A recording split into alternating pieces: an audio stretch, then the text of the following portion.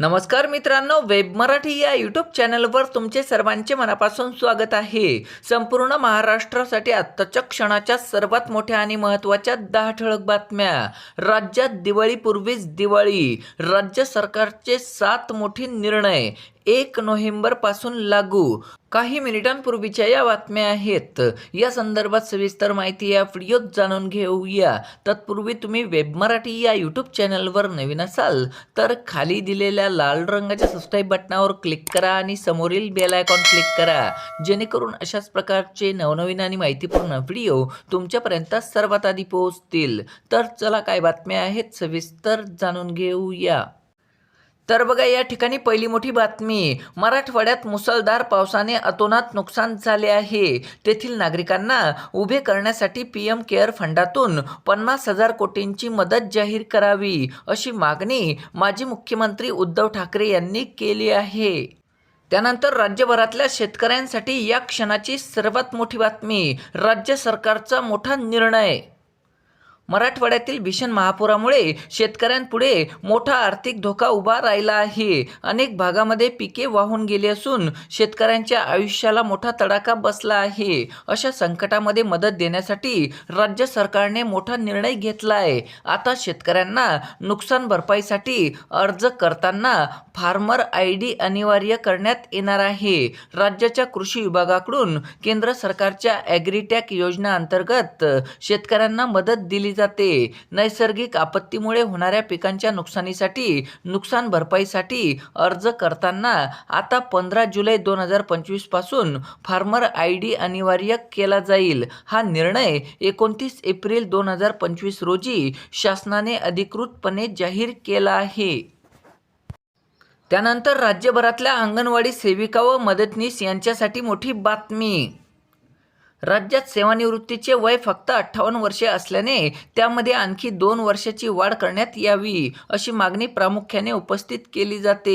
दरम्यान आता काही अंगणवाडी सेविका व मदतनीस यांचे सेवा समाप्तीचे वय 60 वर्षे करण्याचा एक मोठा निर्णय घेण्यात येत आहे। नुकत्याच काही दिवसांपूर्वी त्यांना दिवाळी बोनस मंजूर करण्यात आला होता। आता त्यांचे सेवा समाप्तीचे वय 58 वर्षावरून 60 वर्षे करण्यात आले आहे। पण ही भेट फक्त मुंबई महापालिकेच्या बालवाडी शिक्षिका आणि मदतनीसांनाच मिळणार आहे।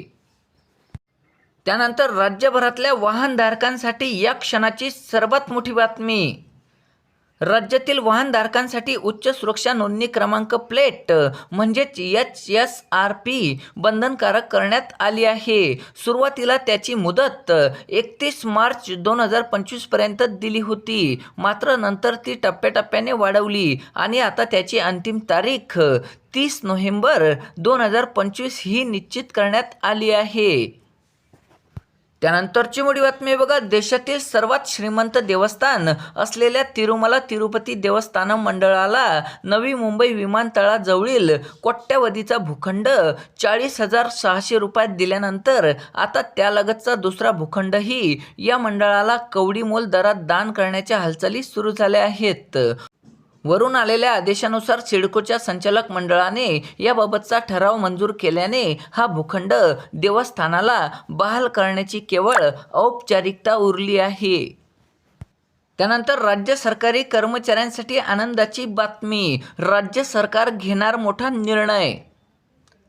सध्या सरकारी कर्मचाऱ्यांना सण अग्रिम म्हणून 12,500 रुपये दिले जातात। ही रक्कम पुढील 10 महिन्यामध्ये दरमहा 1,250 रुपये अशा समान हप्त्यामध्ये कर्मचाऱ्यांच्या वेतनातून वसूल केली जाते। अग्रिम रक्कम ही पूर्णपणे व्याजमुक्त असल्याने कर्मचाऱ्यांना याचा थेट फायदा होतो। त्यामुळे या सुविधेकडे अनेक कर्मचारी सणासुदीच्या काळातील दिलासा म्हणून पाहतात। मात्र वाढत्या महागाईच्या पार्श्वभूमीवर सध्याची 12,500 रुपयाची रक्कम अपुरी असल्याचे कर्मचाऱ्यांचे म्हणणे आहे। त्यामुळे अग्रिमची रक्कम किमान 20,000 रुपये करण्यात यावी, अशी मागणी विविध कर्मचारी संघटनांकडून सातत्याने केली जात आहे। या मागणीसंदर्भात कर्मचारी संघटनांनी राज्याचे मुख्यमंत्री यांना निवेदन सादर केले आहे। आता राज्य सरकार यावर काय निर्णय घेतं ते पाहणं महत्त्वाचं ठरणार आहे। त्यानंतर राज्यातल्या शेतकऱ्यांसाठी मोठी बातमी, राज्यातील शेतकऱ्यांचं मराठवाडा, विदर्भ, उत्तर महाराष्ट्र आणि जेथे जेथे नुकसान झाले ते मोठे नुकसान आहे. मराठवाड्यात खूप जास्त नुकसान झाले आहे. या संकटावर आम्ही योग्य निर्णय घेऊ. यामध्ये कुणीही राजकारण करण्याची आवश्यकता नाहीये. हातात पैसे मिळाले पाहिजे अशी सरकारची भूमिका आहे, असं म्हणत उपमुख्यमंत्री एकनाथ शिंदे यांनी राज्यातील शेतकऱ्यांना आनंदाची बातमी दिली आहे. ते पुण्यामध्ये पत्रकारांसोबत बोलत होते. या संकटाच्या परिस्थितीत कुठलेही राजकारण न आणता सर्वांनी शेतकऱ्यांच्या पाठीशी उभे राहायला हवे. शेतकऱ्यांना मदत करण्याचा हा काळ आहे. आपण सध्या शेतकऱ्यांना तात्काळ मदत देत आहोत. त्यात घराची झालेली पडझड ते दुरुस्ती करण्यासाठी आपण त्यांना पैसे देत आहोत. पशुधन वाहून गेले त्यासाठी मदत करत आहोत. शेतीचे नुकसान झाले त्याचा आपण पंचनामा करत आहोत. जी शेती वाहून गेली आहे त्याला आपण पैसे देत आहोत आणि जीवितहानी झाली त्यालाही पैसे देत आहोत.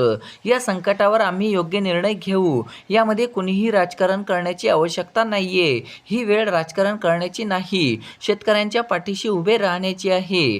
दिवाळीपूर्वी शेतकऱ्यांच्या हातात पैसे मिळाले पाहिजे अशी सरकारची भूमिका आहे, असेही शिंदे यांनी यावेळी सांगितले आहे.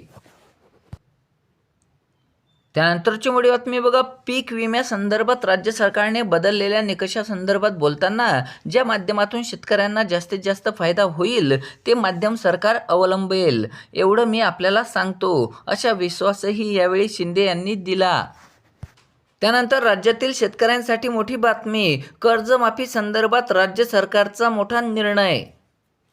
अतिवृष्टीमुळे शेतकऱ्यांच्या डोळ्यात अश्रूंचा पूर आला आहे. त्यामुळे राज्यभरात कर्जमाफीच्या मागणीने जोर धरला आहे. पण सूत्रांनी दिलेल्या माहितीनुसार थेट कर्जमाफीची शक्यता धूसर आहे. शेतकऱ्यांना निकष बदलून मदत देण्यात येणार असल्याचे समोर आले आहे. नुकसान भरपाईचे निकष बदलून शेतकऱ्यांना जास्तीत जास्त मदत देण्याबाबत सरकार विचार करत असल्याचे समोर आले आहे. पण थेट कर्जमाफी देण्यात येणार नाहीये अशी माहिती खात्रीलायक सूत्रांनी दिली आहे. गेल्या काही दिवसांपासून सुरू असलेल्या पावसामुळे राज्यात 70 लाख एकर शेतीचे नुकसान झाले आहे. उभी पिके शेतकऱ्यांच्या डोळ्यादेखत बुडाली आहेत.